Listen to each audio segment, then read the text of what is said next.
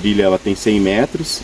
A ideia é a gente despressurizar, né, um pouquinho da cidade, das nossas atividades diárias, né? Então você encontra intervenções na floresta que remetem, né, aos sentidos, né? Então observar em torno, escutar um pouquinho, silenciar para poder escutar o que está acontecendo em torno dentro da floresta, sentir os olfatos, né? Então essa é a ideia dessa trilha, corredor de sentidos.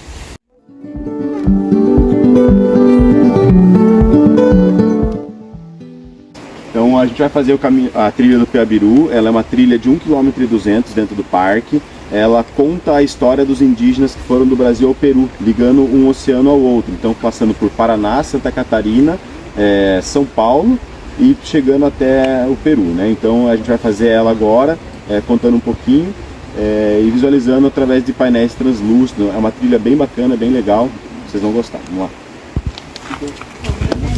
Paulo, Paraná, tem ramificações que vieram de Santa Catarina também. Então é um caminho que ele foi construído, são 4.000 quilômetros de percurso construído na base da caminhada mesmo. Então eles caminharam até chegar no outro lado, em busca de uma terra sem males, digamos assim, né? Então, na época, foram índios Xetá, Guarani e Caigangue, junto com portugueses, espanhóis. Então teve uma mistura, mas a expedição foi bem legal. Vamos conhecer um pouquinho agora. Vamos lá. Então aqui a gente tem um pouquinho do significado da palavra Piabiru, né? Os indígenas significa pé, caminho, e abiru, gramado amassado. Então faz também referência a uma planta, né? A puxa-tripa. E tem outras denominações também, né? Caminho forrado, caminho que leva ao céu, caminho pisado, né? Então a gente consegue ver que eles pensavam sempre em busca de algo melhor, algo, né, que trouxesse mais próximo do divino, digamos assim, né?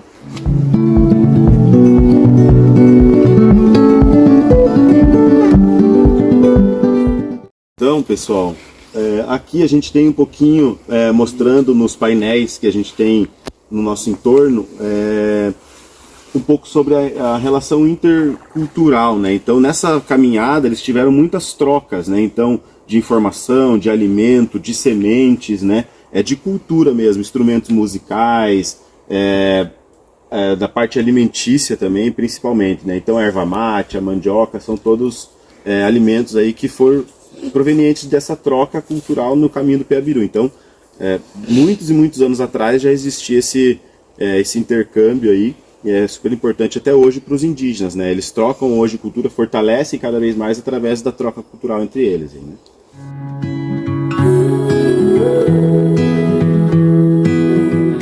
Então aqui a gente tem um pouco da representação, né, do início dessa expedição, né?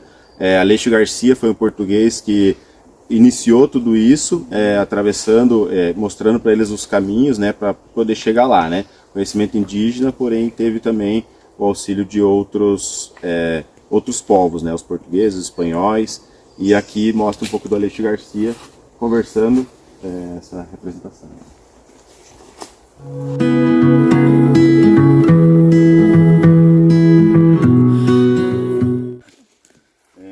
Então a gente sabe que a caravana iniciou em 1522, né? Com aproximadamente 400 indígenas, e no final dela, então, contabilizou 2.000 indígenas, né? Então, se a gente for pensar, eles foram realmente mostrando essa possibilidade de encontrar um caminho do sol, né? O caminho dos céus ali, e mostrando que era importante essa inter-relação também cultural, né? Então, em 1522, se a gente for pensar o Brasil, aí dando início em 1500, né? Então, 22 anos depois já tinha gente pensando em atravessar os caminhos de floresta.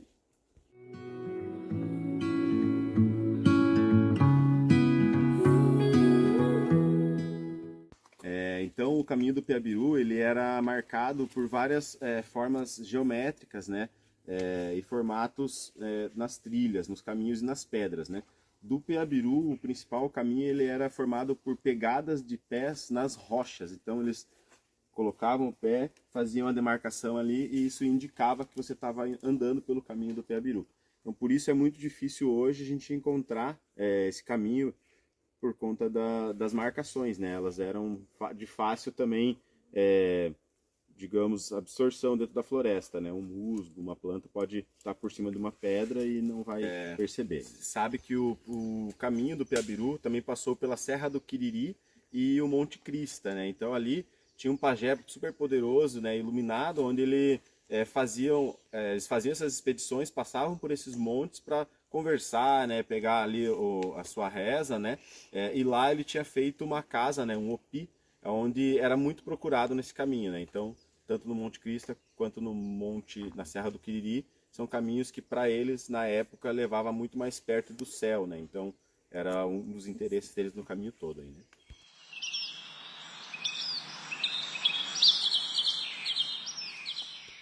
Nessa caminhada, então, eles foram sentido oeste, né? Então, Alto do Piquiri, Rio Paraná, passaram perto de Guaíra também, até chegar na fronteira com o Paraguai. Chegando ali, eles encontraram uma quantidade de cerros, né?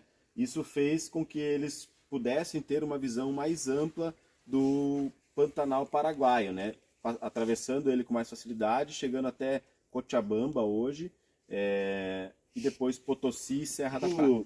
Quando então o Aleixo Garcia e os indígenas chegaram, né, ao sudoeste do Império, né, no Equador, o Huanay Capac descobriu que estava tendo essa invasão e mandou bastante gente do seu império para proteger as suas fronteiras, né? Isso trouxe então uma carnificina, a palavra é essa, foi uma chacina em cima dos indígenas, porque imagina só, o Aleixo Garcia estava um único homem branco junto com vários indígenas, então as armas que eles tinham eram armas indígenas. E o Império Equatoriano, então ele já tinha armas de fogo, então isso foi uma guerra desleal, né, em busca do ouro, né? Aqui a gente mostra um pouquinho de como foi o ataque e a fuga, né, do ouro, né, da coleta desse metal. Quando ele foi avançando, conforme ele foi avançando com a caravana, as outras cidades que estavam próximas foram se armando e se defendendo, né? Então toda vez que ele chegava em uma região, ele já tinha um ataque de defesa. Quando ele chegou em Potosí, que é um dos maiores locais onde tem o metal, né, a concentração da prata no mundo, eles tiveram já prontidão, já ter que fugir, então eles não conseguiram coletar nenhum metal ali, né? Então isso fez com que fosse tirando a força da caravana, né? Então aqui a gente mostra um pouquinho de como foi a emboscada, né? Aleixo Garcia e muitos dos indígenas foram mortos na cidade de São Pedro de Huacamandu, local onde conhecido hoje como Garcia Cueca. Em Guarani significa local onde cambaleou o Garcia, né? Existe até uma praça lá hoje em homenagem a ele e essa expedição, né? É um dos pontos bem conhecidos aí de passagem de todo mundo que conhece e gosta dessa história.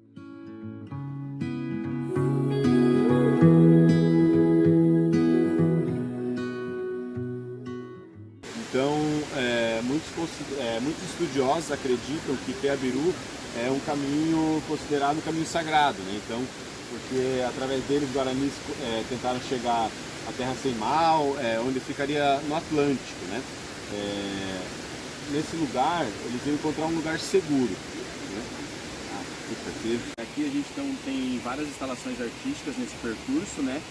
Onde faz aí o visitante ter um olhar diferente para a natureza, né? Observando um pouco mais, trazendo aí realmente uma intervenção um pouco humana, que são as artes, né? Mas todas elas com a natureza envolvida, trazendo aí um olhar mais apreciativo para a natureza, né? Muitas pessoas às vezes não têm esse olhar e acabam descobrindo a natureza a partir de obras de arte. Isso a gente consegue trazer na Alameda das Artes.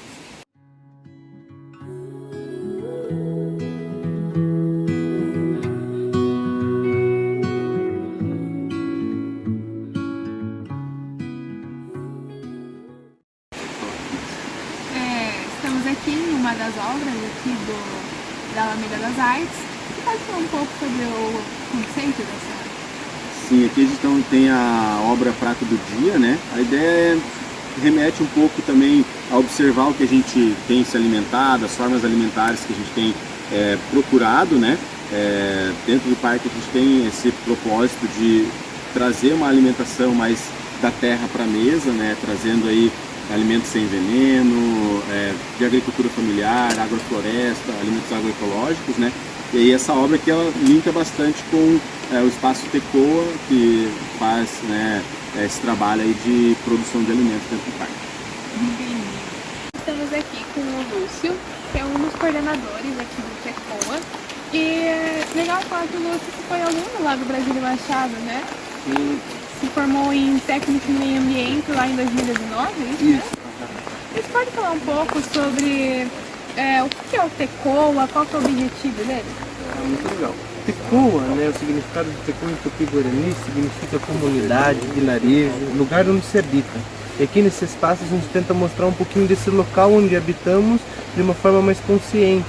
Né? Aqui a gente tem vários espaços de integração, né, para os visitantes, para eles terem esse contato, né, mais de perto, né, com alguns processos, né, que a gente trabalha aqui, como agrofloresta, sistema de compostagem, né, o meliponário, né, um sistema de tratamento de efluentes, né, de uma forma ecológica, né, a gente trata, né, o esgoto de todo um banheiro ali através, né, de minhocas e de plantas, né, então a gente demonstra, né, que é possível, né, a gente viver de uma forma mais harmônica, né, com a floresta, né, com os rios, né, que a gente tem aqui do lado, né, e aprender a valorizar, né, sim. Né, e também a gente traz algumas técnicas, né, de bioconstrução de baixo impacto, né, com o meio ambiente, né, e mostrar que a gente pode construir a nossa casa com recursos que a gente pode encontrar no ladinho do nosso terreno, né, é muito interessante, né.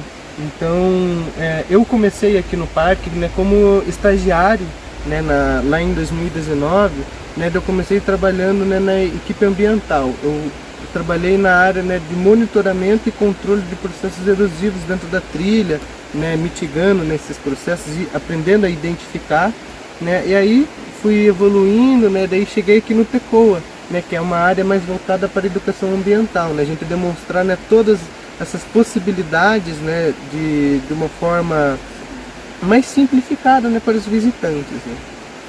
Entendi, muito obrigada.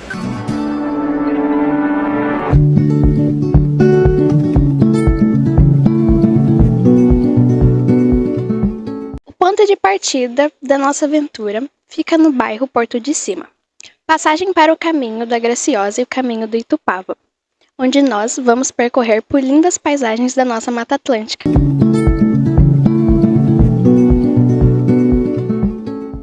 Estamos no ponto do IAT e daqui seguiremos até a estação Engenheiro Lang. Demos uma parada para fazer uma hidratação às margens do rio Nundiaquara. São 2 quilômetros de caminhada pelo caminho do Itupava, que liga as cidades de Morretes a Quatro Barras.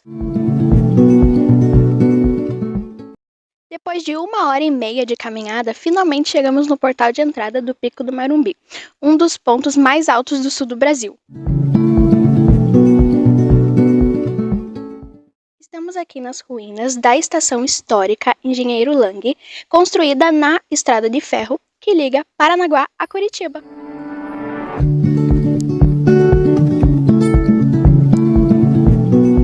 Este é o rio Nundiaquara, que é a união do rio Mãe Catira e rio São João. Ele corta a cidade de Morretes e deságua na Baía de Paranaguá. Agora iremos degustar um delicioso barreado, que é um prato típico do nosso litoral, carro-chefe da culinária morretense.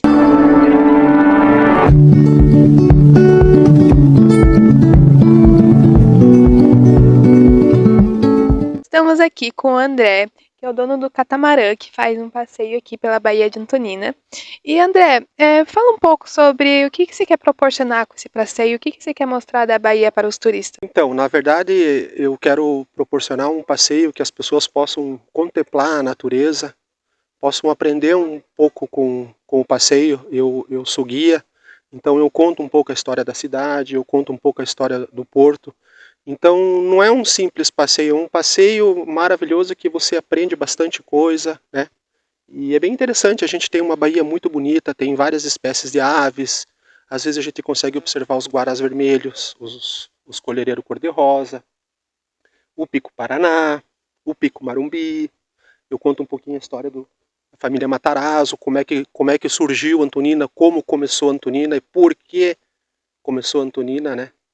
Enfim, é bem legal porque a gente também faz o passeio com os alunos e a gente faz uma troca de conhecimentos com os alunos, onde todo mundo pode participar à vontade, todo mundo pode falar. É bem interessante. Eu acho muito legal a gente proporcionar para os turistas e para a comunidade essa informação, né? Mostrar tudo isso que a gente tem. Enfim, né? Muito bonito. Entendi, muito obrigada. Bom dia, pessoal. Estamos aqui no passeio de catamarã, aqui na Baía de Antonina. Maravilhoso aqui o lugar. Venham conhecer um pouco da nossa natureza. Venham conhecer um pouco a história aqui do porto do Matarazzo. Olha que interessante, lá em cima aquele casarão lá, pessoal. Aquele casarão lá em cima era onde vivia o conde Francisco Matarazzo, que era o dono do porto. Ele veio da Itália de navio com 28 anos. Chegou aqui mais ou menos em 1881 e pediu para construir o porto. Falou, ó pessoal, façam o porto aqui porque a gente vai começar a explorar esse lugar. E construíram o porto do Matarazzo. Ainda a gente tem ainda os casarões antigos aparecendo. E a casa dele foi feita em cima do morro justamente, olha que interessante pessoal, justamente para da varanda da casa ele conseguia enxergar toda a operação no pátio do porto. Por isso que a casa é redonda na frente e é toda cercada de varanda. Em qualquer ponto da varanda ele estava observando o que estava acontecendo no pátio do porto. É por isso que ele ficou milionário, porque ele cuidava tudo lá de cima. Interessante a história? Alguém quer falar alguma coisa dos Matarazzo também? O porto funcionou, pessoal, até 1973. E aí com a politicagem e com a abertura dos portos de Paranaguá, e enfim, várias outras coisas que aconteceram, acabaram fechando o porto de Antonina. Faz exatamente 50 anos que o porto está desativado. Em 1920 foi o auge do porto. O produto principal que era exportado era conhecido como ouro verde. Alguém sabe o que foi? O ouro verde que era chamado? Café. Não, erva mate. Quase que se acertou, hein? Mas também exportavam café. Mas o principal aqui foi a erva mate. É isso aí, pessoal. Olhem que interessante. Arquitetura toda inglesa. Esses casarões é tudo arquitetura inglesa. E as paredes estão em pé até hoje. O telhado ruiu porque o cupim comeu a madeira, né? Mas as paredes estão de pé até hoje. São paredes grossas, feitas de tijolos maciços, por isso que dura tanto tempo. E a argamassa, como era feita a argamassa na época? Não existia cimento. Como é que era feita a argamassa? Ô, cara, você está quase acertando, hein? Era concha moída com óleo de baleia. Misturavam o óleo de baleia com a concha moída e fazia uma super argamassa que está lá até hoje e vai durar mais 500 anos. Nós vamos morrer e a parede vai ficar em pé ainda. Interessante, né? Sabiam disso ou não? E por que as paredes grossas? Porque não existia ferro na época para fazer as colunas. Então eles tinham que fazer a parede grossa para a parede não tombar. E com os tijolos cruzados. Olha o tamanho da altura do casarão lá. Ó. Não tem uma barra de ferro. E olha que legal a vista que o cara tinha lá de cima. Lá, ó. Só cuidando do patrimônio dele. Só que ele cometeu um grande erro na vida dele. Qual que foi? Os filhos nasceram ricos. E aí, como nasceu rico, nunca se interessaram em trabalhar. E aí o que aconteceu? Quando morreu o velho, que sabia fazer funcionar as indústrias, os filhos não sabiam fazer o troço funcionar. E aí o que aconteceu? Foi falindo. Faliu um pouquinho aqui, faliu um pouquinho ali, faliu as indústrias lá em São Paulo. Foi falindo, até fechar o porto em 1973. Então um grande erro dele foi os filhos não terem dado continuidade no trabalho do pai. Isso acontece muito nas famílias ricas. O filho já nasce rico, não quer saber de trabalhar, aí quando o pai morre, os filhos detonam a fortuna da família. Isso aconteceu com os Matarazzo, com os Prosdóximo, com os Hermes Macedo. Vocês são muito novos, vocês não conhecem, né? Mas eram lojas em Curitiba, antigas, que eram famílias de muito dinheiro, e justamente morreu velho, acabou o patrimônio. E você pode falar um pouco sobre como que é o fluxo dos turistas aqui, né? Porque os turistas vêm para Antonina para conhecer a Bahia, a cidade histórica que tanto falam, né? Porque nós moradores não percebemos tanto, mas vem bastante turista conhecer, né? É uma cidade famosa por fora. E você que tem um contato direto com eles, como que você acha que é o fluxo aqui? Vem bastante gente de fora mesmo? Qual que é a visão deles sobre Antonina?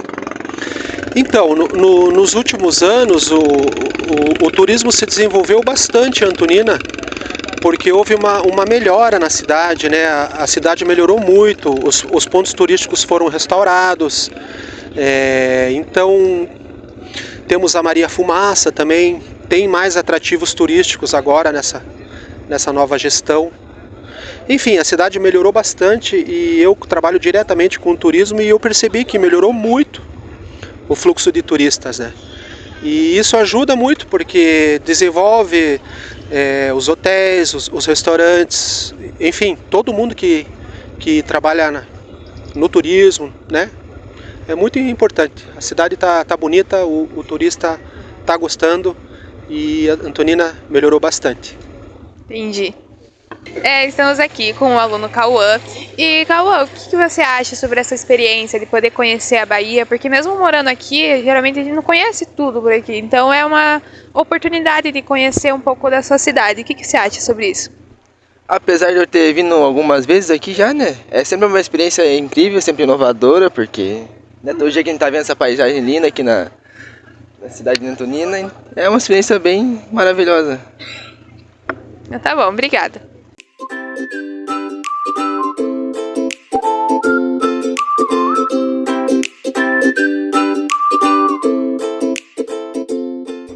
Estamos aqui com o Pedro de Londrina. Ele está passando as férias aqui em Matinhos. O senhor poderia contar pra gente como que é estar aqui nesse lugar maravilhoso e passar esse tempo aqui?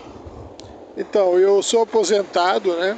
E eu moro em Londrina, mas eu tenho um apartamento aqui, então eu passo uma parte do ano aqui, vou para Londrina, volto para cá. E é muito bom. Você pode ver, tá um dia maravilhoso, né? Só que tá um vento frio. Mas é gostoso ficar aqui junto à praia, eu adoro praia, então muito bacana ficar. E aí também tento pescar alguma coisa. E qual o peixe mais típico que o senhor consegue pescar aqui? Olha, aqui vem muita espécie de peixe, depende muito da isca que você usa também, né? Mas aqui usa muito o papa-terra, que é a betara, é muito comum, que ela gosta de ficar na espuma da onda, né? Mas pega robalo, pega pampo, vários peixes, pega vários peixes, depende da época do ano também. Então tá bom, muito obrigada. O Balneário de Caiobá, um dos mais frequentados no município de Matinhos, conta com uma ampla estrutura para receber turistas na alta temporada. O município de Matinhos surgiu na década de 20 e sua colonização se iniciou no século XIX, quando os índios ainda habitavam no litoral do Paraná, que foi descoberto pelo francês Auguste Saint em 1820.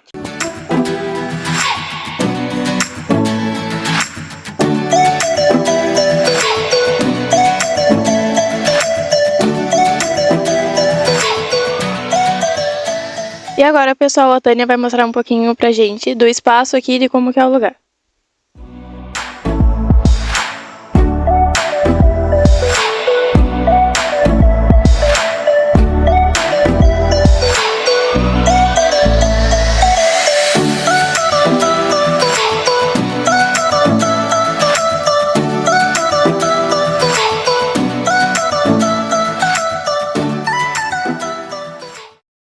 Estou aqui no Portal do Mangue e fazemos um lindo passeio de caiaque pelo Rio Faisqueirinha. Tânia, poderia falar pra gente o porquê desse nome, Rio Faisqueirinha? Esse rio se chama Faisqueirinha porque aqui, antigamente, eles faiscavam ouro. Pegavam faíscas de ouro aqui. Aí ficou esse nome, tanto para o rio quanto para a comunidade. Uhum. Então tá, muito obrigada. Então vamos lá para esse passeio.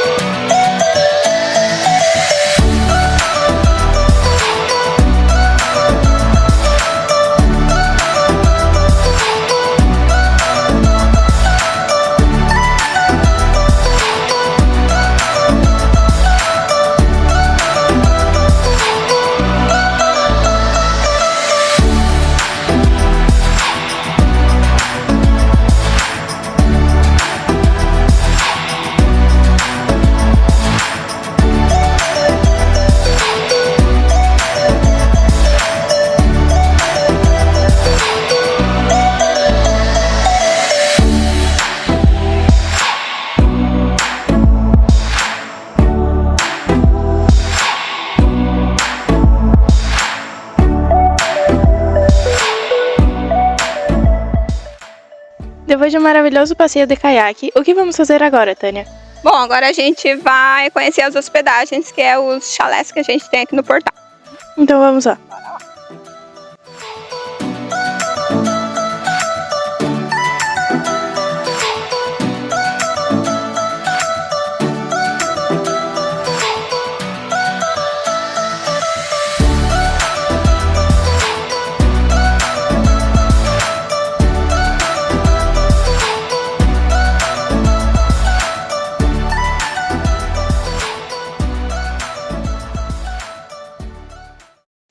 Tânia, você poderia contar um pouco pra gente como que é o fluxo de turistas aqui, qual o passeio que eles mais gostam de fazer? Sim. Aqui a gente recebe bastante ornitólogos. Os chalés são simples, mais aconchegantes, em meio à natureza, então é o que eles procuram. Então a gente recebe bastante especialistas, ornitólogos, geólogos, sempre que vêm para estudar ou aves ou sambaquis. E aquelas pessoas que gostam de estar em meio à natureza e procuram um contato direto. Então eles vêm, passam um final de semana ou meio da semana com a gente, aí tomam um café com a gente almoçam com a gente faz as trilhas, faz o passeio de caiaque. Também levo eles pelos arredores aqui de Antonina, nos lugares onde eles gostam. E é isso que a gente faz aqui.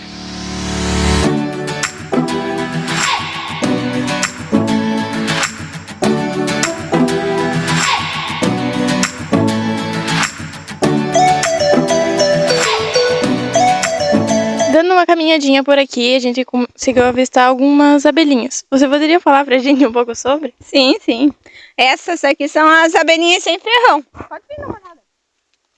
Essas aqui são as jataí. Jataí? Então, essas são as abelhinhas que eu trabalho com um projeto com as escolas municipais, que eu recebo as crianças. E a gente vem falar sobre a importância das abelhas sem ferrão aqui para a Mata Atlântica. E você poderia falar já um pouco qual a importância do meio ambiente, já que também faz parte do seu curso que você faz no CEP? O curso que eu estou concluindo agora no Brasílio Machado, ele veio só agregar. Trouxe muito conhecimento para a empresa em si e pessoalmente para mim também trouxe um conhecimento bem amplo. Aí eu comecei a trabalhar com as abelhinhas sem ferrão, com reflorestamento ambiental, tudo que eu vou tirando do CEP Brasílio Machado, vem agregando aqui na minha empresa, porque tudo ligado ao meio ambiente, que é uma área que eu adoro. Então, tudo que for ligado ao meio ambiente, a gente tenta executar aqui no sítio. Tanto as abelhinhas sem ferrão, quanto o projeto reflorestamento de árvores nativas, árvores em extinção, tanto na área dos sambaquis, que aqui é um sítio arqueológico, então a gente tem que proteger os sambaquis que ainda existem, mas com essa não proteger totalmente, mas trazer as pessoas para ver o sambaqui e conhecer um pouco deles também. E por falar em sambaqui, eu fiquei sabendo que aqui tem uma trilha que leva a um sambaqui de verdade. A gente poderia conhecer? Com certeza, vamos lá.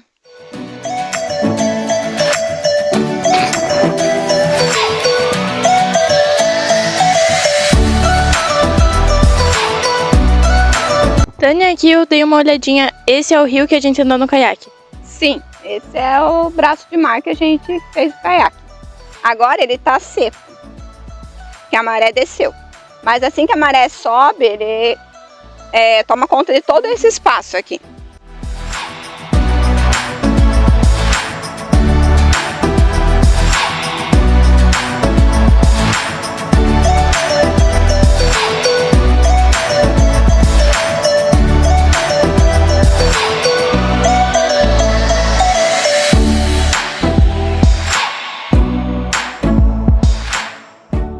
O rio que a gente estava fazendo caiaque, ele vem como braço de mar, ele vem até aqui, onde ele se junta com uma nascente que vem de lá de cima dos bambueiros. Aí eles se juntam aqui formando uma água salobra. Então aqui sempre vai ter água. A água da maré pode descer tudo lá, ficar vazio, mas aqui está sempre escorrendo água que vai desembocar lá no canal.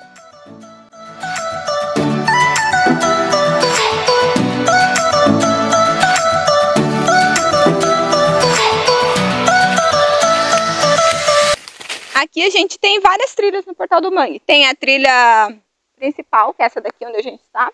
Aí a gente tem a trilha do Sambaqui, que é onde a gente vai agora. Mas além disso a gente tem a trilha da Conexão, que é lá em cima, no alto. Tem a trilha do Manguezal, trilha da Onça e Recanto Gabriel. Esses daqui são os Sambaqui aqui do Portal do Mangue. A gente deixa eles cobertos para proteger eles. Porque não, o sítio ele é bem grande, então não tem como cercar tudo. Então daí você deixa eles cobertos e só descobre aqui quando vem o pessoal para estudar eles. Então esses sambaqui que estão mais em cima na flor da terra aqui, em cima, eles têm de 5 a 8 mil anos de idade. Então é uma riqueza que a gente tem aqui no portal e tem que cuidar, tem que proteger. Então aqui você consegue ver as camadas do sambaqui. Aqui foi uma árvore que caiu, daí a gente já deixou para aproveitar. Para que vocês conseguem ver as camadas aqui. Ó. Então, conforme você vai cavando, você vai achar sambaquis com maiores idades. É muito lindo. Esses são os nossos sambaquis. E você, já conhece um sambaqui? Somente aqui no Portal do Mangue.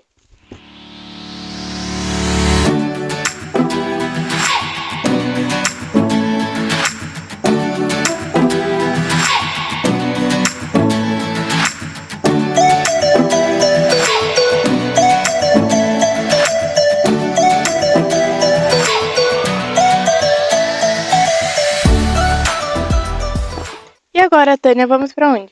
Agora a gente vai dar um pulo na trilha da Conexão. E por que esse nome? Conexão, porque é o único lugar aqui no sítio onde pega sinal de celular. Ai, que interessante. Então vamos lá. Normalmente as fitas da trilha são brancas. Conforme elas vão ficando vermelhas, é que você está se aproximando da trilha da onça. Então...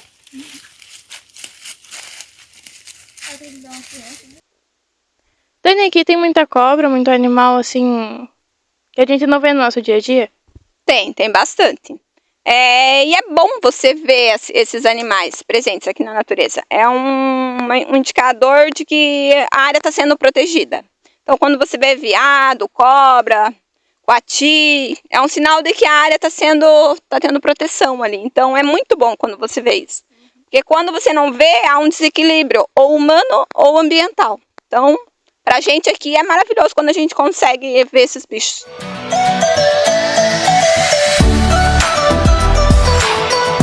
O Portal do Mangue tem esse nome porque a gente é cercado pelo manguezal. Então, desde o início da nossa propriedade até o final das trilhas, tudo é manguezal. Então, o manguezal é a nossa riqueza aqui. É onde a vida começa, onde a vida marinha começa. Então, a gente tem que proteger ele ao máximo.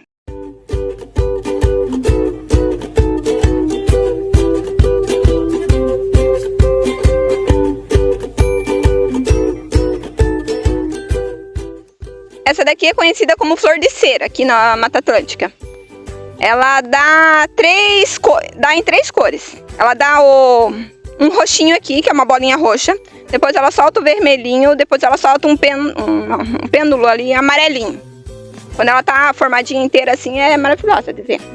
E ela se chama flor de cera porque ela parece de plástico.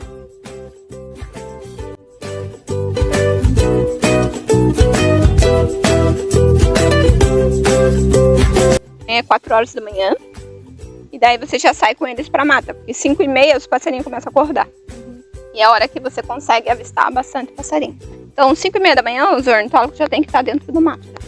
E tem bastante diversidade de passarinhos por aqui? Tem. Aqui na Mata Atlântica tem entre 400 a 500 aves já registradas. Tem bastante.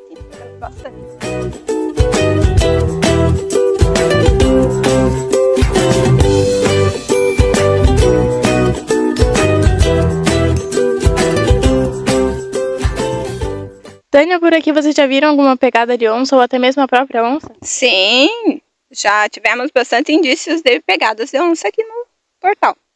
Esse daqui, que a gente vê bastante nas árvores aqui no portal, ele é chamado de líquen rosa ou líquen vermelho. Ele tem esse nome porque ele é um indicador da qualidade do ar. Onde você encontrar esse líquen, o ar é 100% natural. E aqui você pode respirar à vontade, limpar bastante os pulmões, porque o ar aqui é 100% puro.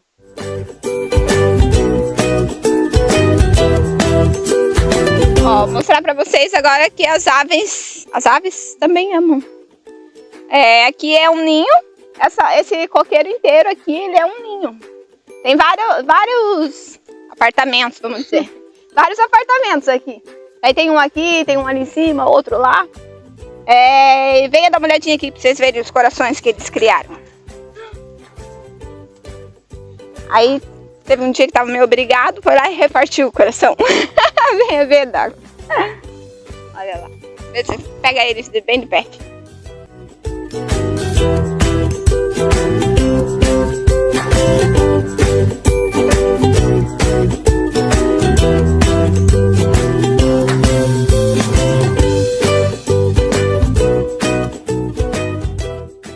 E vai pela trilha do Recanto Gabriel. É esse nome porque foi o meu filho que continuou abrindo a trilha para chegar até a água.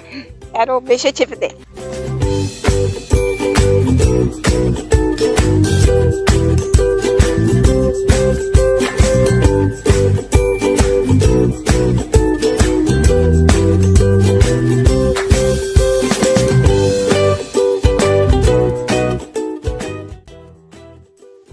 Ó, esse daqui é um cipó.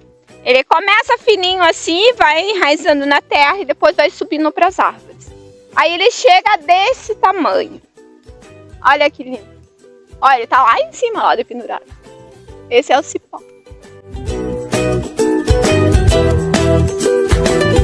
Então aqui a gente tá fechando a trilha da onça e entrando na trilha do Recanto Gabriel, que é o meu filho.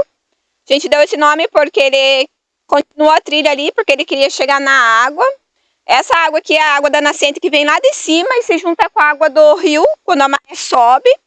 Agora a maré está bem baixa, então você só vai ver a água da nascente descendo. E a gente fecha essa trilha aqui.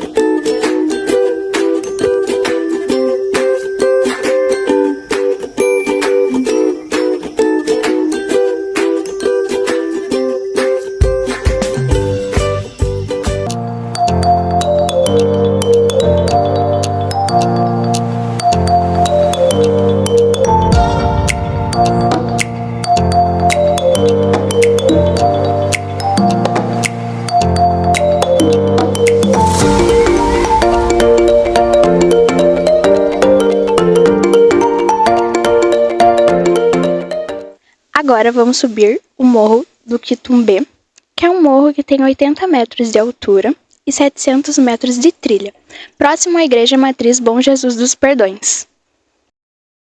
Agora estamos aqui com a Duda, que é uma jovem aqui da cidade. Ela tem bastante conhecimento sobre, e ela vai ser nossa guia turística para o Monte do Quitumbé.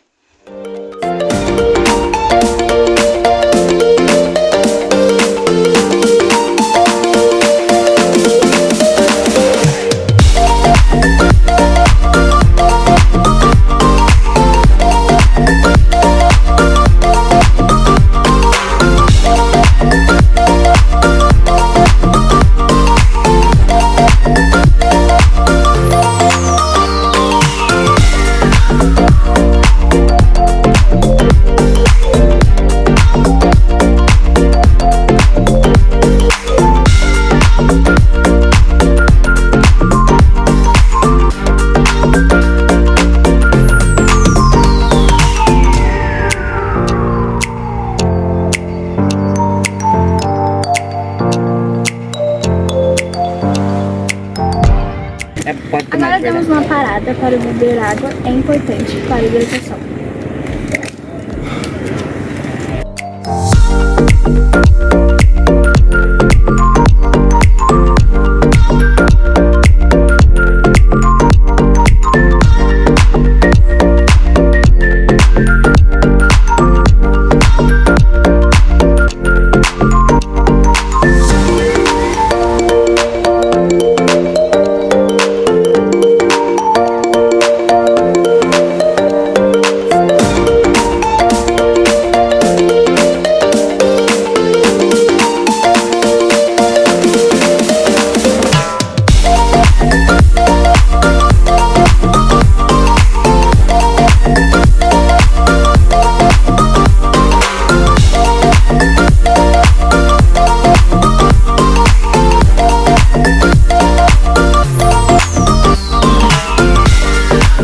Depois de 700 metros de trilha, chegamos ao ponto mais alto do Monte do Quitumbé.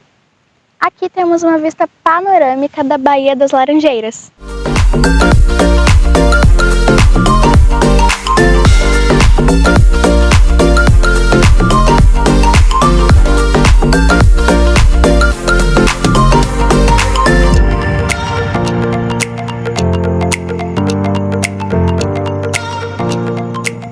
Depois de curtir essa vista maravilhosa, vamos descer para conhecer um dos lugares mais frequentados de Guaraxaba.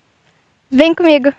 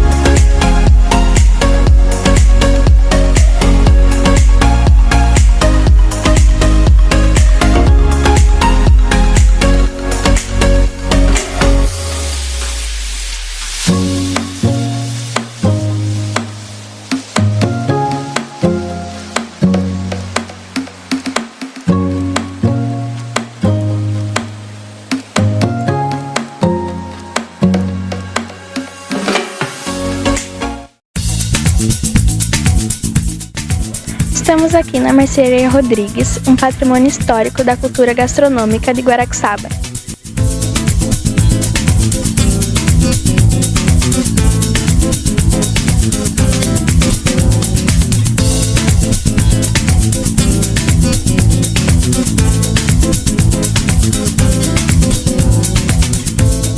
Inicialmente, Cantina da Amizade, fundada por Seu Nilo em 1958, onde vendia banana, farinha e cachaça. Depois de 4 anos, em 1962, Seu Nilo expandiu os negócios, vendendo de tudo: combustível, sabonetes, cachaças e entre outros produtos. O tinho do Seu Nilo era muito frequentado, apenas para jogar conversa fora.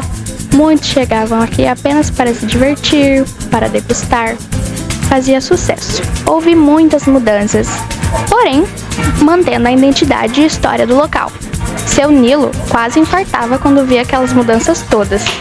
Daquele jeitinho, à sua maneira, ele resistiu o quanto pôde às mudanças impostas pelos novos tempos. Supermercados na cidade passaram a vender os mesmos produtos. A freguesia se mantinha fiel, mas era impossível manter um negócio aberto. Em Guaraxaba, estava chegando uma nova era e a Mercearia Rodrigues precisava ser repensada. Inovou o cardápio com a sutileza em demonstrar o que de melhor tem a oferecer: história, cultura, tradição. Fábio Rodrigues, seu filho, assumiu a partir de 2008, ainda aos olhares de aprovação, mas sempre desconfiados do velho pai. Passaram-se mais de 60 anos e Seu Nilo Rodrigues fisicamente não está mais atrás do balcão, mas ainda tem na Mercearia Rodrigues, ainda que expostas, as latas de óleo, as fitas cassete, raríssimos telefones e aparelhos de rádio que denunciam tempos de outrora. Gostinho de antes, num excêntrico baú de antiguidades, uma verdadeira viagem ao passado com temperos de modernidade. Pratos típicos de seu antigo fundador, demonstrando que mesmo com a passagem do tempo e suas transformações, o espírito do passado ali construído ainda é identidade no lugar, e é a sua eterna marca. O Poder Executivo e Legislativo de Guaraxaba declarou a Mercearia Rodrigues um ponto gastronômico no município. Depois de conhecermos um pouco de sua história, iremos degustar uma deliciosa panqueca de siri, carro-chefe da culinária da Mercearia Rodrigues.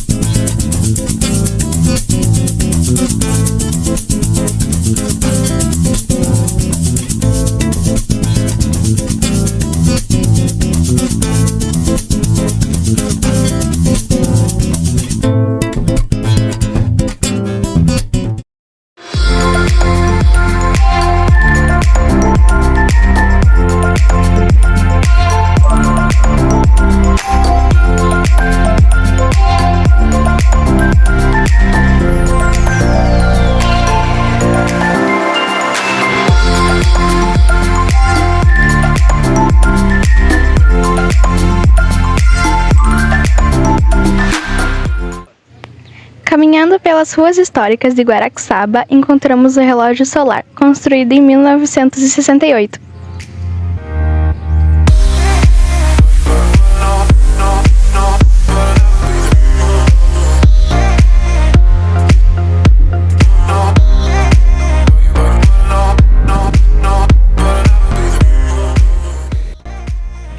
Estamos aqui com o Mauro e com a Ana, gestores da Escola Social Marista, e eles vão nos falar um pouco sobre a importância dessa escola para os jovens, o que vocês fazem, qual o trabalho para eles, com eles. Boa tarde. Então, aqui no Marista Irmão Panini, Guaraxaba, nós desenvolvemos atividades voltadas para crianças de 6 a 17 anos. Então nós temos aqui projetos, oficinas, fazemos um trabalho de contraturno escolar. Nesse trabalho a gente acolhe as crianças pensando sempre no desenvolvimento integral de todos eles. As nossas atividades, o nosso empenho sempre é voltado para esse desenvolvimento.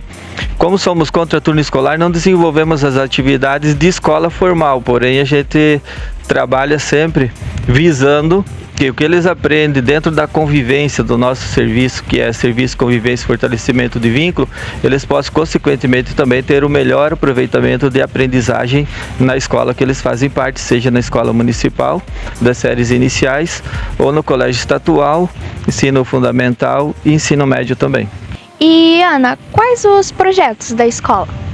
Então, nós estamos hoje com 4 projetos, né, que a gente desenvolve para as crianças, um pouco voltado na faixa etária mesmo, então de 6 a 17 anos, então a gente faz os grupos por faixa etária e os projetos a gente tem o Hiperatividade, que trabalha alfabetização e letramento, temos o QueSaba, que trabalha a questão da cultura aqui de Guaraqueçaba, temos o Conexão, que então é inclusão digital, que a gente então faz essa imersão com as crianças e adolescentes, e também temos o Foto e Movimento, que é um projeto voltado então para comunicação, mídias e redes sociais.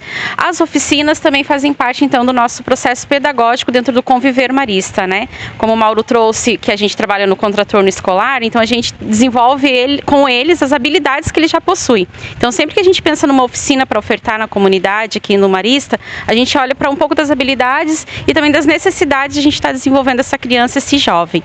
Hoje a gente está com oficinas de xadrez, inglês, de artes, de jogos colaborativos e também de informática, que acontece aqui então nos nossos também no período do contraturno, né? Aí nas oficinas a gente trabalha essa questão de não por faixa etária, mas também intergeracional, né? As oficinas também acontecem então colocando eles de várias faixas etárias dentro da mesma oficina, porque também essa troca a gente acredita que um educando pode ajudar na educação do outro educando, né? Então a gente tem diversas formas mesmo de apresentar a aprendizagem, porque a gente entende que as habilidades de aprendizagem também são diferentes. Então as crianças têm suas expertises, mas também têm as suas necessidades de algo novo, de a gente apresentar algo novo. Então nós trabalhamos com projetos e oficinas de segunda a sexta-feira. Temos horários de oficinas durante a semana, depois das 5h30, mas a gente centralizou na sexta-feira como esse dia da oficina. Então eles fazem essas trocas mesmo, então eles saem dos seus projetos e vão dinamizando então através da arte. Tem a oficina de dança, estava esquecendo a oficina de dança, que também então eles fazem essas opções. Às vezes estão em outras oficinas, mas aí a dança chama, o inglês chama, então a gente tentou trazer uma proposta pedagógica com horários diferenciados para que eles pudessem participar das oficinas que eles já estavam com habilidades, para também nesse semestre que passou eles descobrirem novas habilidades e terem contatos com outro educador, que não é o educador do seu projeto, né? Então a gente também tem a parceria aí da Secretaria de Turismo e Esporte, que a gente trouxe xadrez também para ser o espaço de acolhida. Então aqui eles desenvolvem a oficina de xadrez também 2 vezes na semana, para que os educandos e também a comunidade possa participar do xadrez aqui na nossa unidade. E Mauro, o que você tem para nos falar sobre a equipe de trabalho? Somos uma equipe de 16 colaboradores, dividida em 3 equipes: equipe de apoio, a equipe pedagógica e a equipe administrativa. Dentre eles temos 2 jovens aprendizes que também participam das atividades e recebem toda a formação de aprendiz, um no período da manhã e um no período da tarde. Com essa equipe a gente consegue atender 150 educandos. E a nossa estrutura também está em condições de atender esse número. A gente pretende melhorar também algumas frentes, como uma cozinha que a gente possa também produzir e servir almoço do período da manhã para a tarde. Dessa forma a gente pretende então qualificar nosso serviço também.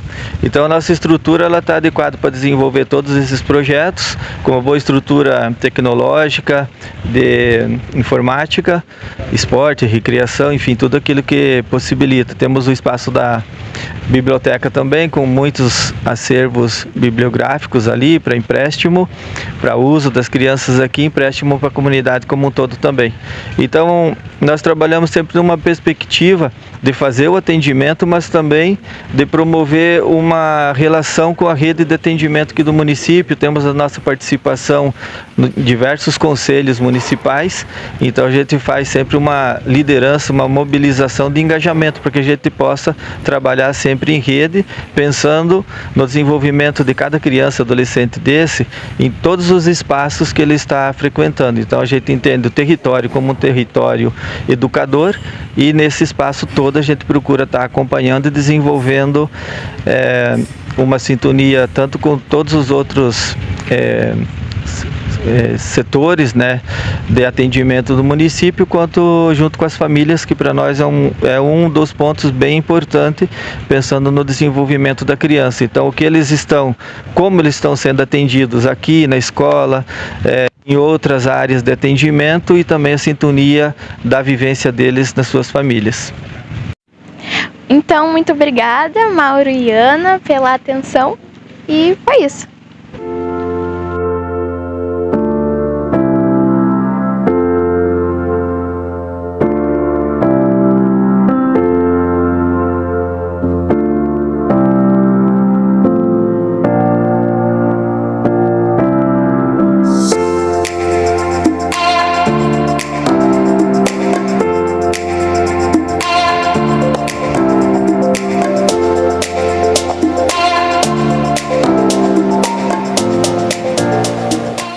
Gostaríamos de agradecer a todos que acompanharam a série Meu Litoral. Em breve traremos mais novidades. Então, para ficar ligado, curta, comenta, compartilha e se inscreva em nosso canal.